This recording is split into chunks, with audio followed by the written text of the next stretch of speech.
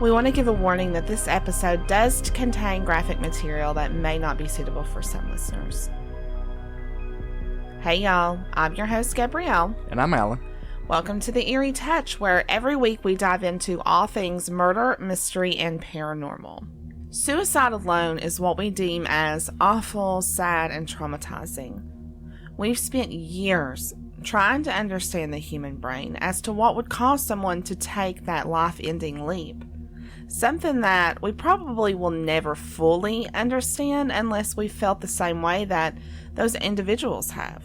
But public suicide, well, that's a whole other level beyond suicide. Public suicide tends to get glorified in some way. I think in a sense, though, it's not that we are the ones trying to glorify it, but rather morbidly curious. Especially when it comes to people whose outer appearance looks as if they have it all. When a beautiful, strong, and confident 29-year-old woman from Ohio moves to Florida, it seemed her dreams were beginning to come true. A journalist who differentiated herself from the norm. Someone who wanted to change the world, help people, and really make a difference. The facade she had, though, would only last so long. In July of 1974, she did just that. She changed the world by taking her own life on live television with thousands of people watching. The first ever televised live suicide. This is the story of Christine Chubbuck. Christine was born on August 24th of 1944 in Hudson, Ohio, to George and Peg Chubbuck. George was a very successful luxury automotive and manufacturing industry salesperson, while Peg was an old-fashioned housewife. Christine was the only daughter the pair had, having an older brother Tim and a younger brother Greg. Being the only girl, it's safe to say that she was spoiled and absolutely adored. And Christine was funny, caring, sweet, smart, and had quick wits about her. She attended the Laurel School for Girls in Shaker Heights, which is in the suburbs of Cleveland. It's one of the nicer places to live around there, and the schools in the area are actually highly rated. But even at a young age, Christine was different from other girls. She wasn't much of the glam and glitter type. She wanted to explore. She wanted to have a purpose in life. She never felt like she fully fit in because of that. She even jokingly formed a dateless wonder club for girls who didn't have dates on the weekends. Girls who appeared to be outcasts when it came to popularity. And no matter how much money you have, there's always that popular group. I don't know if that's humbling or egocentric. My opinion, a little of both. It's around this time that Christine starts to put on a facade of not caring, but in all reality, she did. If you've ever felt like an outcast, then you know that that can hurt. And you can be told to just not care, but in reality, what happens is you keep telling yourself not to care until you actually do. You're basically conditioning yourself to sweep it under the rug. Honestly, when you think about it, that doesn't seem very healthy. I'd say it's not, but to an extent, it doesn't affect some people the way it did her. In middle school, Christine began having a love for instruments. Naturally, her parents were always supportive of her, so Peg and George bought her a flute, and she became a natural. Moving into high school, she was a flutist in the band. Her skills separated her beautifully from the others. However, just as quick as her interest came, it left. So after she began pursuing acting, she enrolled in the University of North Carolina's summer acting program, which was more of an upscale or private thing. Christine was 16 at the time, and because this was a summer program, there were other fun opportunities around to help with the downtime in the hot North Carolina heat. After coming across friends talking about what they were going to be into, Christine joins in on some fun and begins kayaking. She meets 23-year-old Dave through all of that, and their friendship actually flourishes. Finally, Christine felt wanted from someone other than just family. She was at last experiencing what she had yearned for years ago, her first love. Dave was a good guy and treated Christine respectfully. They had a lot in common from interests to hobbies, and it felt like he truly understood her. Sadly, it wouldn't last though. Time goes on, and all of a sudden she gets told news that honestly, according to her brother, George, that changed Christine forever. Dave was in a car accident that he didn't survive. He was driving with a friend when he crashed, and that passenger did survive, but he wouldn't be the same either. He was left paralyzed and had to undergo over a year of rehab, and Christine was there for the entirety of it. And that had to be hard on her. I mean, losing your first love so tragically, especially being so young. Mm-hmm. I mean, she seems like she's very caring, to have helped his friend through all this. I just can't imagine. Mm-hmm. That's how she responded to losing her first love, to try to help his friend. She had always been an empathetic person. She never looked at things the way that everyone else did. She was a heartwarming person who wanted to make everyone happy. Christine could always pick up on others' feelings, and that's what ultimately drove her to the career path that she ends up on. She majors in theater arts at Miami University in Oxford, Ohio. After attending Endicott College in Beverly, Massachusetts, Christine earns a degree in broadcasting at Boston University in 1965. She was all over the place, wasn't she? Mm-hmm. It sounds like she was more career-driven at this point, though. She overall was. Christine was very good at hiding her feelings and thought it best to just focus on her career and hoping that the rest would eventually follow, and for a minute, it actually did.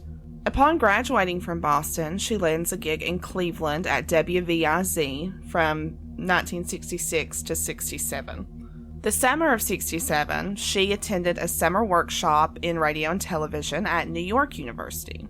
Now, while she's working that same year in Canton, Ohio, she meets her second love. According to an interview with her brother Greg in the Sun.UK, she had a romance with a man that she worked in television with. And was it serious? Well, considering that she moved to Pittsburgh to be with him, I would say yes. Sounds like it. She lived in Pittsburgh for a while, and she worked at WQED-TV as an assistant producer for 2 local shows, Women's World and Keys to the City. After 3 months, Christine's heart broke again when her relationship fell apart. Her father, George, wasn't too fond of her second love. He was a bit older than her, and the fact that he was Jewish didn't help much either. There was too much strain, and it became just another stab as she grows older, having her starting to believe that maybe true love just wasn't in her cards. Heartbroken, but seemingly headstrong, she sets it aside, and in 1968, she left to spend 4 years as a hospital computer operator and 2 years with a cable TV firm in Florida.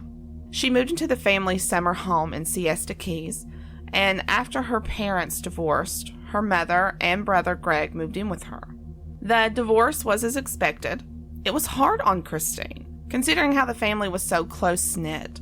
Peg and Greg always tried to be there for her, and Christine has even been stated in the past claiming that the both of them were her closest and best friends. And divorce is always hard, but I think at this point it's important to note the trail of heartbreak she's been on. Yeah. She didn't make friends easy, it sounds like, let alone boyfriends. Mm-hmm. The love of her life has passed. The second love interest, that's ended. And now her parents have separated. It's a lot for someone to handle. Yeah, it is. And Christine at this point is only 24. And things just keep getting magnified for her. Everywhere she turns, her friends are either getting married or having children, and she feels left out. She feels alone, abandoned, and left wondering, what's wrong with her? And it's natural for us as human beings to want companionship. Not everyone wants children, but most eventually want a best friend at least to spend their lives with. It goes back to the old saying, no one wants to die alone.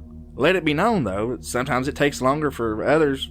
That doesn't necessarily mean you're going to end up alone. Look at me. It took me 40 years to find my best friend. You.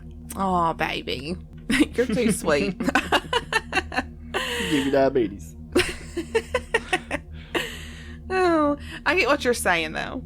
I'm a firm believer that there's someone out there for everyone, and for those of us that feel as if it's never going to happen, I want you to think of this.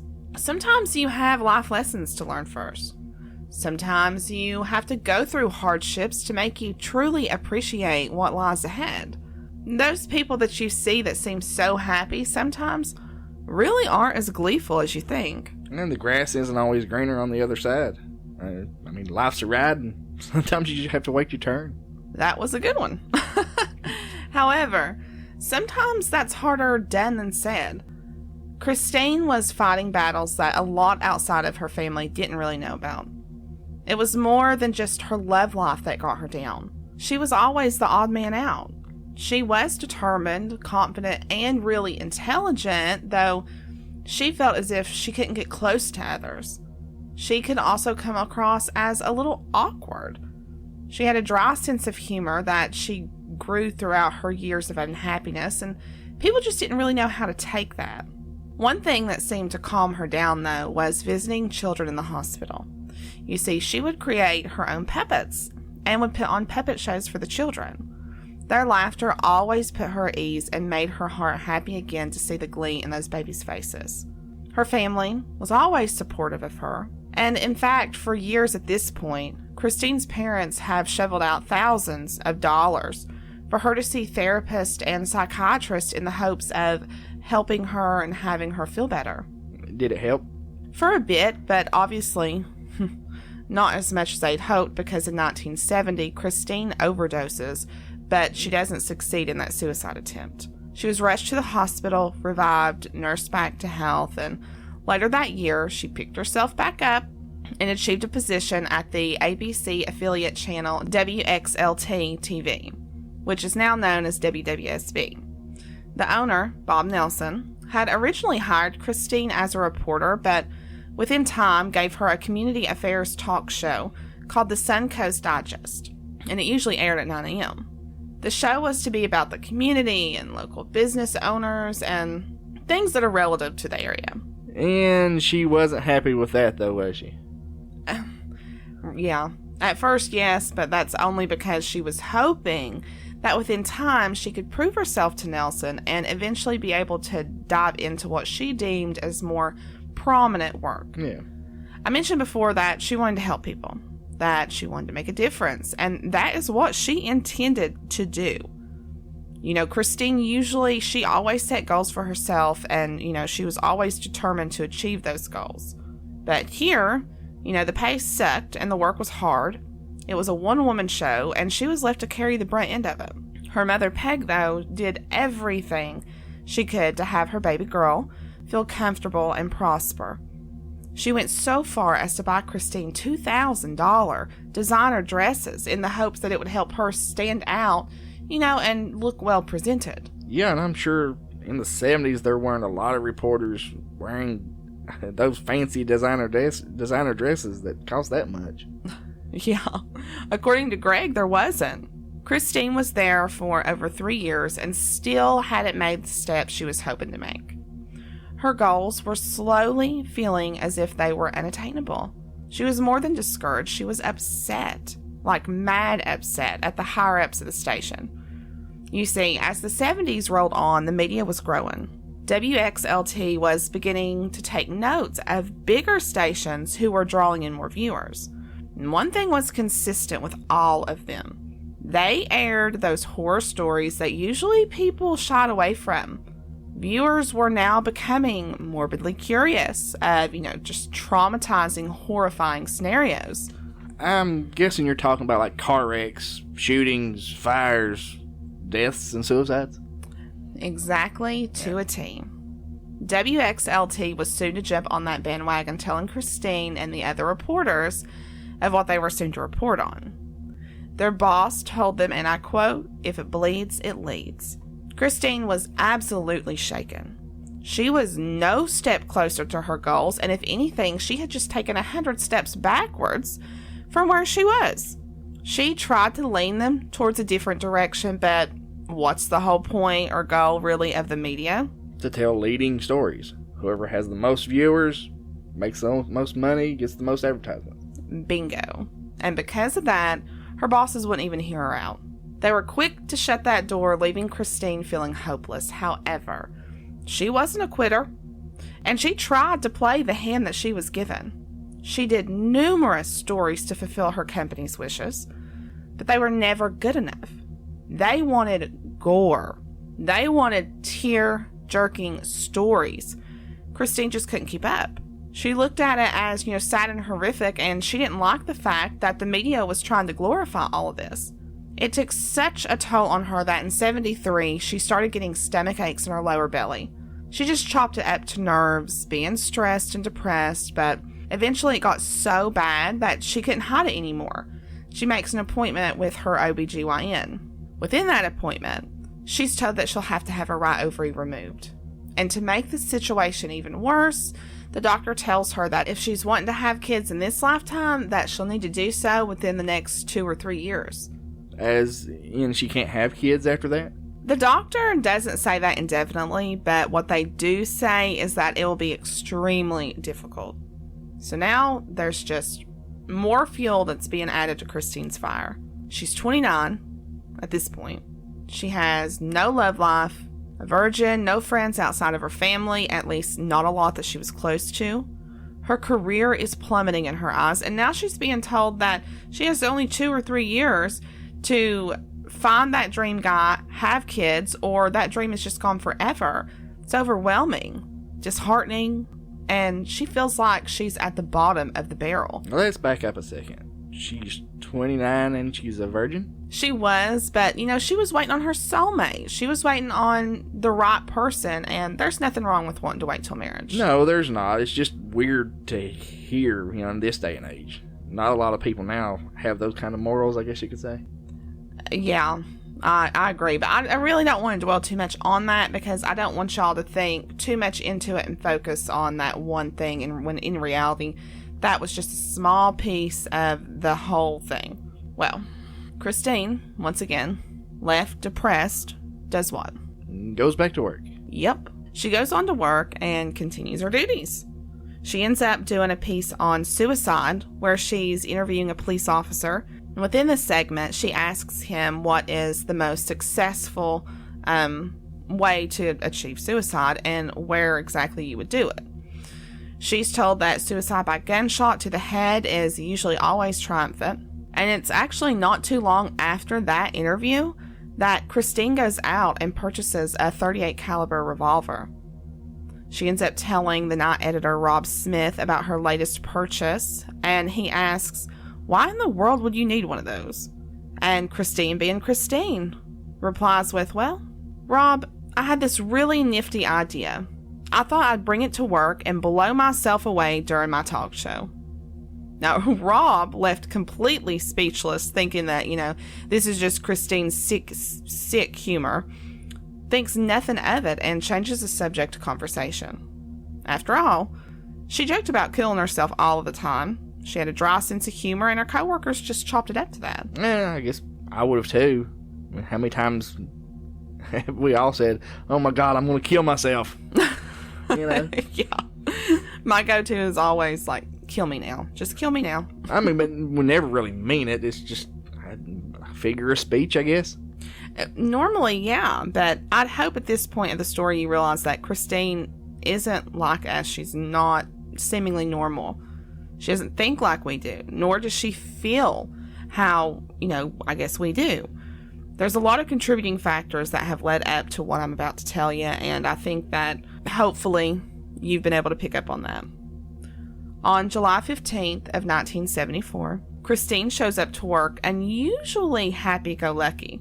She confuses her coworkers, explaining that she had to read the newscast to open her show, which was something that she had never done before, but it's her show, and who are they to question her?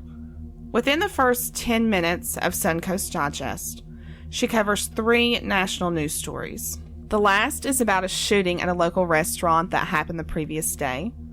But when her coworkers go to show the reel of the restaurant that it happened at, the reel jams. Christine, as calm as a cucumber and determined, says, and I quote, "In keeping with Channel 40's policy of bringing you the latest in blood and guts and in living color, you're going to see another first, an attempted suicide." She pulls out her .38 caliber revolver that she hid in a bag underneath her newscasting desk. She sticks it behind her right ear and pulls the trigger. Her body immediately hits the desk and slumps over. And all this was on live television? Every bit of it. Actually, the cameraman did an interview with E! News and talked about how he didn't even cut the camera at first because he thought she was joking. He said that he peeked his head over the camera before finally shutting it off, and as he's walking over to Christine's body, he's claiming if this is some kind of sick joke, it's an awful one and no one's laughing, Christine. It wasn't until he got next to her that he saw the blood in her body twitching when he realized what he had actually just witnessed. So she wasn't dead yet? No, not yet. She wasn't. She was sent to a local hospital where she eventually succumbed to her injuries 15 hours later, but she never woke up or anything after she shot herself. I would guess that she was probably brain dead. Yeah. It's not always instant death, when you shoot yourself in the head, especially with the way they described that she shot herself behind the ear. Yeah. It's more toward the back of the brain. I've seen it several times in my career. You don't always die instantly. Some do, some don't. I mean, it's not always instant. Yeah. So did she leave a suicide note? She didn't, but once her coworkers came to her aid, they noticed that the script that she had wrote, which is now covered in blood, had an extra paragraph near the bottom. She had written out her own report for her death for the channel to read the next day. Her suicide had everyone in a frenzy. I'm sure. Viewers were calling the station left and right, wanting to know what kind of sick joke this was. And then other callers were honestly worried for Christine, and they were just trying to call in and on what they had just witnessed. Local police stations were getting hundreds of thousands of calls about it. The whole thing was just troubling for everyone. Her brother Greg has stated that he believes that she had been planning this for at least 2 weeks. She had given his fiancé at the time an heirloom piece of jewelry, to which they thought was just a kind gesture at the time. He now believes she was getting rid of things that were no longer important to her for her family or friends to remember her by. He also believes she specifically chose that day because of their grandparents. The grandparents lived across the road from Christine, and she was very close to them. They watched her segment every single day and never missed it. But on this particular day, her grandpa had a doctor's appointment that he didn't feel like driving to, so her grandma drove him. They wouldn't be home to watch the show, and Greg says that it was the only time they had ever missed her show. He goes on to talk about how him and their brother Tim always kind of knew that she would end her life. When he was 8 and Tim was 12, Tim had told Greg, and I quote, "We have to hug Chrissy extra hard because we aren't going to have her very long." Wow. I know. I think that's crazy. I mean, just to think of how young they were, 8 and 12, and they already had a feeling. He now believes, though, that she wasn't depressed, but rather bipolar. You see, in 1974, that wasn't a recognized medical condition. And the medication that she was taking for depression would have just made her bipolar disorder worse. And I can see, given what you've said today, usually those that suffer from bipolar disorder, they put their all into something, and then they just suddenly stop and move on to something else. It's a never-ending cycle without the proper treatment. Even at a young age. I mean, she went from playing the flute to acting to theater to broadcasting. She had high highs and low lows. I can't imagine being in her position and feeling just so hopeless and just distraught. That's my only way out would be suicide. Yeah. I think that's why Christine, why she's just stuck with me since I found out about her. I'm around the same age as she was, and at one point, I felt as if my life was going nowhere, and I, thought about killing myself. But I brought myself out of it. I feel like everyone, or most everyone, goes through hardships in their lives, and I'm sure that a lot of you at some point have considered killing yourself, whether it was just a thought for a second or you really thought about it. Yeah, you get just down in the dumps to where nothing's going right. Yeah. Normally, more people are able to bring themselves out of it. No, friends help. Yes. Like I found you, I have a good job now, and like you said earlier, I feel like I had to go through what I did to get to where I'm at now. And it breaks my heart, and I'm not trying to be traumatic here or anything, but it really does, to even begin to fathom the pain that she felt. Anyways, it seems Christine did change the world in some way. She was the first suicide to have ever been broadcasted over live television. And because of her utmost gruesome tragedy, it wasn't just news stations that have tried to cover it. WXLT did record each show, and the footage of her death has been heavily sought after. Apparently, before Christine was even deceased, though, Greg was quick to get an attorney to make sure it would never be released to anyone, which I completely understand. Mm-hmm. He took out an injunction preventing repeat of the channel footage, but that hasn't stopped producers from trying to cash out on Christine's misery. In 2016, a Sundance Festival film titled Christine was released.